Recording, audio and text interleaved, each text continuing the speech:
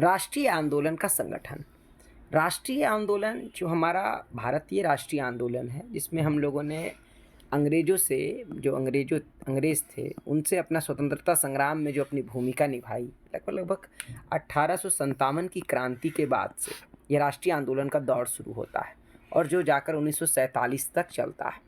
1857 के बाद जो है, जब अंग्रेज़ की ईस्ट इंडिया कंपनी भारत में अपना प्रशासन ठीक से करने में असक्षम हुई, तो डायरेक्ट प्रशासन ब्रिटेन के क्राउन के हाथों में हो गया और उसके बाद से 10-12 वर्षों के बाद से भारतीय राष्ट्रीय आंदोलन का उद्भव हुआ, जिसे हम 1885 में कांग्रेस की स्थापना से देख सकते हैं। उसके पहले कांग्रेस की स्थापना की क्या रूपरेखा तय हुई उसको समझेंगे इस चैप्टर में। फिर हम लोग कांग्रेस की स्थापना 1885 को समझेंगे, फिर शुरुआती कांग्रेस का दौर समझेंगे, फिर 1905 का बंगाल विभाजन समझेंगे, फिर उसके बाद गरम दल के रूप में भी कांग्रेस की भूमिका समझेंगे, फिर उसके बाद गांधी का दौर और उसके बाद भारत की आज़ादी। तो सिलसिलेवार ढंग से इस चैप्टर में हम लोग जानने का प्रयास करेंगे। यानी कि यह चैप्टर 1870 के दशक से लेकर के, यानी कि 1860 से 70 के बीच से लेकर के 1947 तक के दौर की पूरी कहानी आपके सामने प्रस्तुत करेगा। चैप्टर में पहला जो दृश्य दिखाया जा रहा है, इस दृश्य को देखते हैं। यह भारत छोड़ो आंदोलन जो 1942 में महात्मा गांधी के द्वारा शुरू किया गया था, उस 1942 के भारत छोड़ो आंदोलन में प्रदर्शनकारियों पर, जो प्रदर्शन करने वाले लोग थे, उनको कंट्रोल करने के लिए अंग्रेज़ों ने आंसू गैस छोड़े थे। आंसू गैस एक प्रकार का गैस होता है जिसको छोड़ने के बाद सब लोग रोने लगते हैं, तो प्रदर्शनकारी का भीड़ जो है तितर बितर हो जाता है। तो आंसू गैस के गोले छोड़ती पुलिस नज़र आ रही है। पिछले अध्याय में हम लोगों ने क्या क्या पढ़ चुका है अब तक, इसका एक सिलसिलेवार आपके दिमाग में एक रफ स्केच डालने का प्रयास किया जा रहा है। सबसे पहले हम लोग देखें, भारतीय भूक्षेत्र पर अंग्रेजों का कब्जा हुआ, रियासतों का अधिग्रहण किया। जब अंग्रेज आए तो शुरू में बन के तो आए थे व्यापारी, लेकिन धीरे धीरे वह हमारे यहाँ के क्या बन गए, शासक बन गए। व्यापारी से शासक बनने की जो कहानी हुई, वह कहानी की शुरुआती दौर में अगर हम देखें तो 1757 के प्लासी के युद्ध के बाद से धीरे धीरे अंग्रेजों ने हमारे क्षेत्रों पर कब्जा करना शुरू कर दिया। उसके बाद नए कानून और प्रशासकीय संस्थाओं की उन्होंने शुरुआत की, चाहे आप रैयतवाड़ी व्यवस्था देखते हैं, महालवाड़ी व्यवस्था देखते हैं, आप उसके तहत कॉर्नवालिस का लॉ देखते हैं। इस तरीके से कानूनी प्रक्रिया के तहत उन्होंने भारतीय जनता पर अपना आधिपत्य जमाया और प्रशासनिक भूमिका में अपनी भूमिका निभाई। किसानों और आदिवासियों की ज़िंदगी में भी उसके बाद बदलाव आने शुरू हो गए, क्योंकि जो कानून बनाए थे उस कानून के तहत किसानों से ज़्यादा टैक्सेस लिए जाने लगे। जंगल का भी उन्होंने कानून बनाया, जिससे आदिवासी समाजों को भी परेशानी होने लगी और धीरे धीरे समाज के हर वर्गों पर अपना आधिपत्य जमाने में वह कामयाब होते जा रहे थे। 19वीं सदी में आए शैक्षणिक बदलाव को हम लोग देखते हैं। जब भारत में पहली बार अंग्रेजी शिक्षा की शुरुआत 1835 में लॉर्ड मैकाले ने किया और 1835 में अंग्रेजी शिक्षा की शुरुआत के साथ भारतीय जनमानस की जनचेतना में बहुत गहरा परिवर्तन आया। महिलाओं की स्थिति से संबंधित वाद विवाद भी हम लोगों ने जाना कि इस चैप्टर में कैसे हमारे समाज में बहुत प्राचीन काल से हम लोग महिलाओं को अर्थव्यवस्था से दूर रख करके, साथ साथ शिक्षा जैसी मौलिक आवश्यकता से दूर रख करके उनके साथ हम अपना जो दुर्व्यवहार है उसको स्थापित कर रहे हैं, क्योंकि हमारा समाज जो है वह पुरुष प्रधान समाज है और पुरुष प्रधान समाज होने के नाते महिलाओं की स्थिति जो है आज भी चिंताजनक है।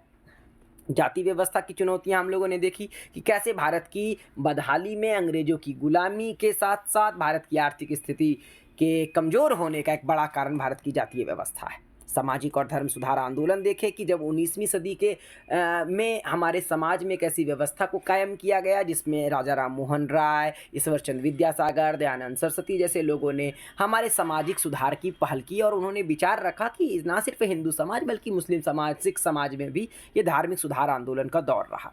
1857 का विद्रोह हम लोगों ने जाना, उसके बाद की स्थिति को भी जानी। हस्तकलाओं का धीरे धीरे कैसे पतन हुआ भारतीय हस्तकला का, और उद्योगों का कैसे कैसे विकास हुआ, नई नई टेक्नोलॉजी की मदद से कैसे कैसे उद्योग आए, ये सब कुछ हम लोगों ने इस पूरे किताब में पढ़ने का प्रयास किया है। अब हम लोग इन मुद्दों के बारे में आपने जो कुछ पढ़ा उसके आधार पर क्या आपको ऐसा लगता है कि भारत के लोग ब्रिटिश शासन से असंतुष्ट थे? बिल्कुल असंतुष्ट थे, पूरी तरह से ब्रिटिश शासन से असंतुष्ट थे।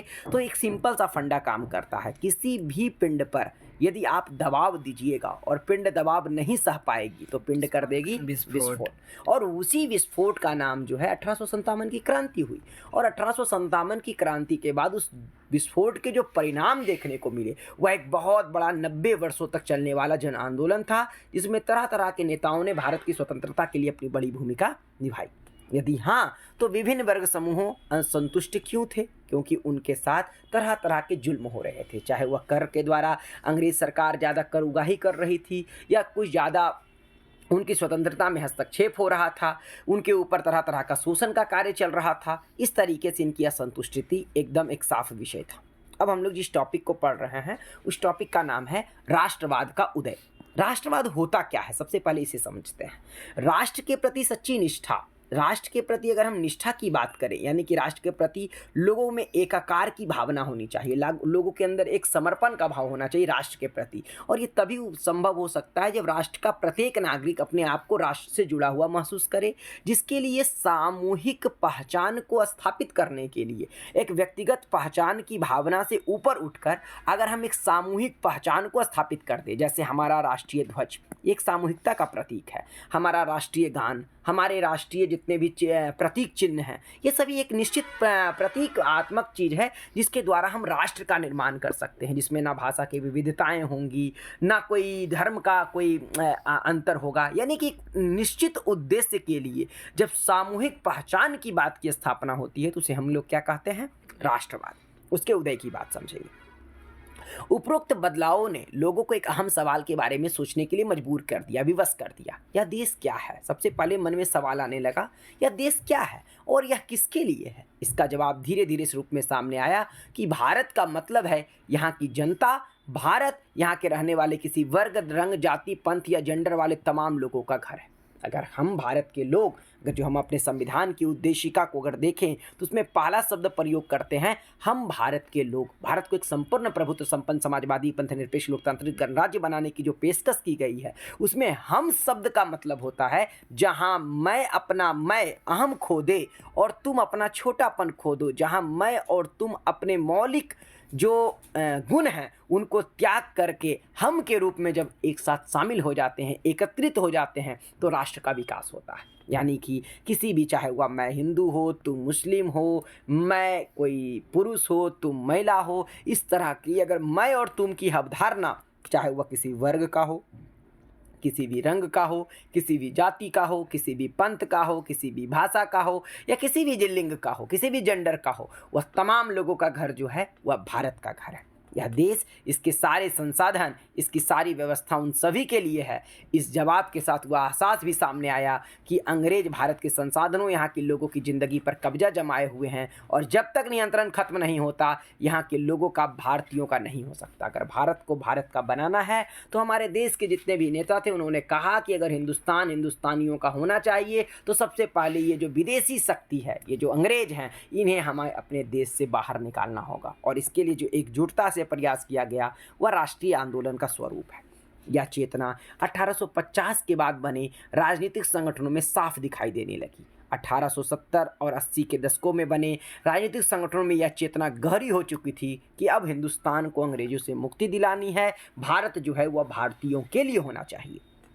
इसमें से ज़्यादातर संगठनों की बागडोर वकील संभाले हुए थे, क्योंकि पढ़े लिखे लोगों का दबदबा था समाज में, पढ़े लिखे लोग इस सब कानूनी प्रक्रिया को जानते थे। आदि अंग्रेजी शिक्षित पेशेवरों के हाथ में थी। पूना सार्वजनिक सभा, इंडियन एसोसिएशन, मद्रास महाजन सभा, बॉम्बे रेसिडेंसी एसोसिएशन, भारतीय राष्ट्रीय कांग्रेस, इसी तरह के प्रमुख संगठन, जिसमें सबसे मजबूत संगठन के रूप में अगर कोई सामने आया तो वह भारतीय राष्ट्रीय कांग्रेस आया।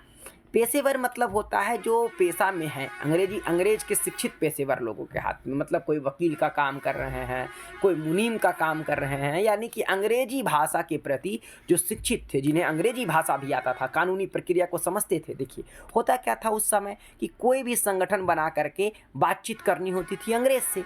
अब अंग्रेज को अंग्रेजी आता है तो वह लोग ज़्यादा अच्छे तरीके से बात रख सकते हैं जो दोनों भाषाओं को जानते हैं। यहाँ के गरीबों की समस्याओं को समझ करके इसका अंग्रेजी अनुवाद करके पिटीशन के द्वारा या फिर आवेदन के द्वारा या अपनी मांग को रखने के लिए जो तरीका वो अपनाते थे, वह तरीका तभी संभव था जब वो अंग्रेजी शिक्षित पेशेवर लोग होंगे, वकील लोग होंगे, जिन्हें कानूनी प्रक्रिया का पता होगा।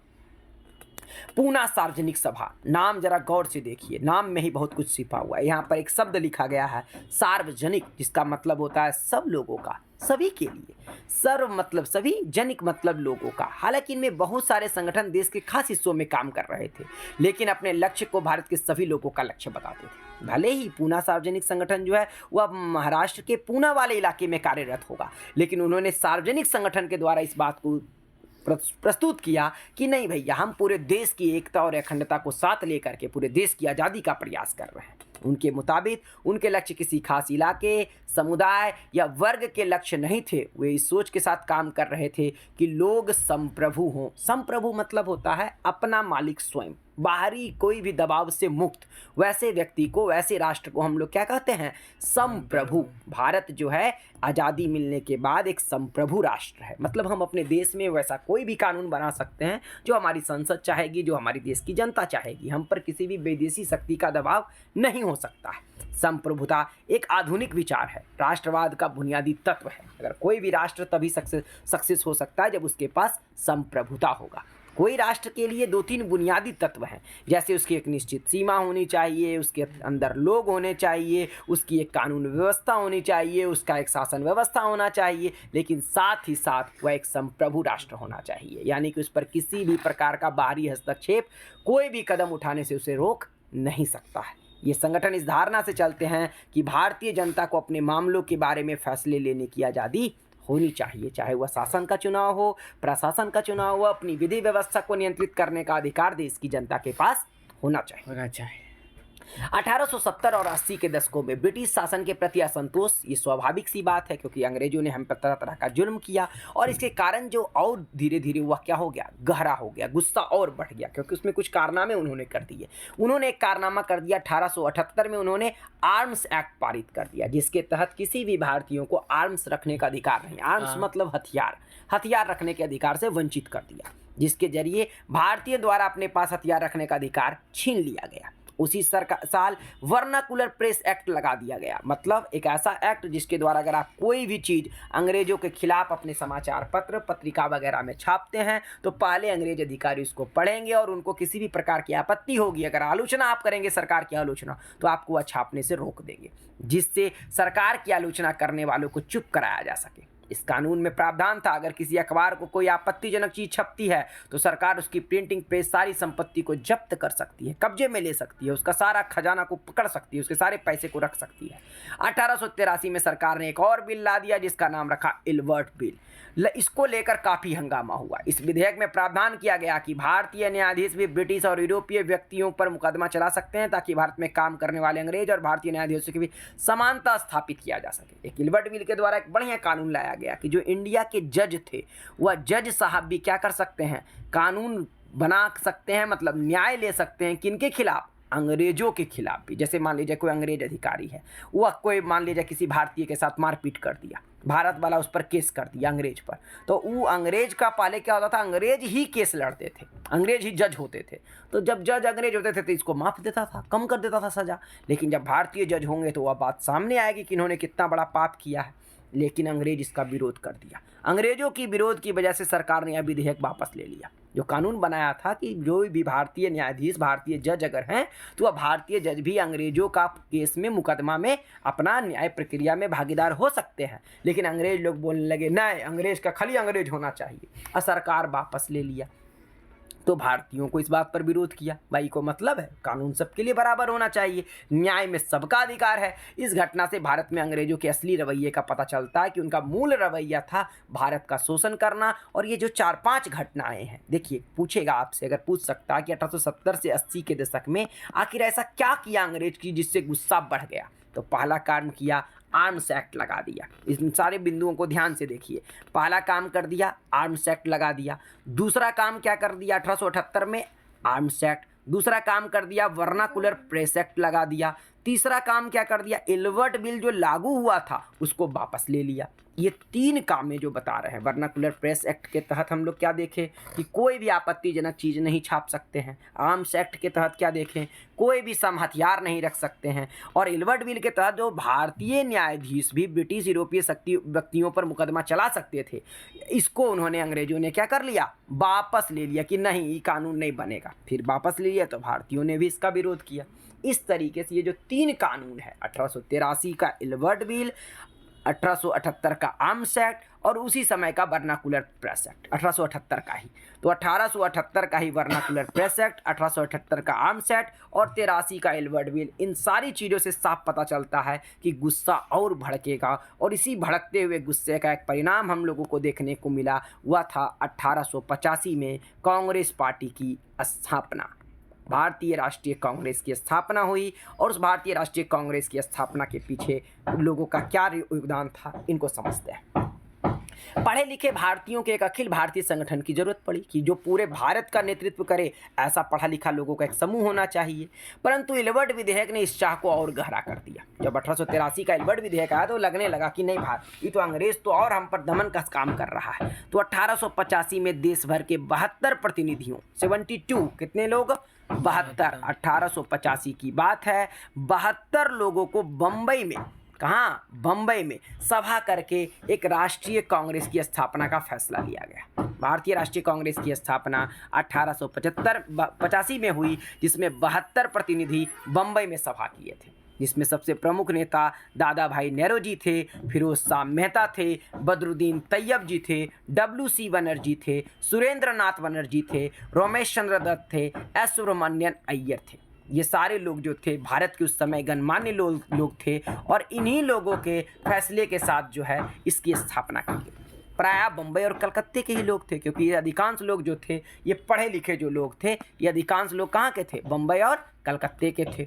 नेहरू जी व्यवसायी थे और प्रचारक थे, वो प्रचार करते थे। नेहरू जी जनरल तौर पे पारसी धर्म से इनका संबंध है नेहरू जी का, और नेहरू जी जो है व्यवसायी थे, लंदन में रहते थे, कुछ समय के लिए ब्रिटिश संसद के सदस्य भी रहे थे। उन्होंने युवा राष्ट्रवादियों का मार्गदर्शन किया, जितने भी देश के जितने भी युवा लोग थे, राष्ट्रवादी लोग थे, उनको मार्गदर्शित किए, क्योंकि ये पढ़े लिखे अनुभवी व्यक्ति थे। कौन, नेहरू जी, इनका पूरा नाम दादा भाई नेहरू जी। इनकी तस्वीर को हम लोग यहाँ देख लेंगे, ये हैं दादा भाई नेहरू जी। इन्होंने एक किताब लिखा था the poverty in un British rule in India, जिसके तहत उन्होंने बताया कि कैसे अंग्रेज जो है हमारे ऊपर शोषण कर रहे हैं। देखिए इन्होंने किताब लिखा poverty and on British rule in India, और उन्होंने कहा कि भारत पर अंग्रेज जो है ये सिर्फ बस सिर्फ पैसे की कमाई के लिए आ रहे हैं। उस समय भारत की प्रति व्यक्ति आय 20 रुपये इन्होंने निकाली थी कि भारत की प्रति व्यक्ति आय प्रति सालाना 20 रुपया है। और गरीबी का एक बड़ा कारण यह है कि भारत से जो पैसा है वह बड़े पैमाने पर जो है विदेश चला गया। ठीक है। सेवानिवृत्ति ब्रिटिश अफसर A.O. ह्यूम इस कांग्रेस पार्टी के संस्थापक के रूप में कौन जाने जाते हैं, A.O. ह्यूम। ये अंग्रेज अफसर थे जिनको सेवानिवृत्त हो गए थे, रिटायर्ड हो गए थे। रिटायर्ड अफसर जो हैं ये काम करने के लिए आगे आए और दादा भाई नेहरू जी जो युवाओं को प्रेरित करते हुए आगे बढ़े। ठीक है।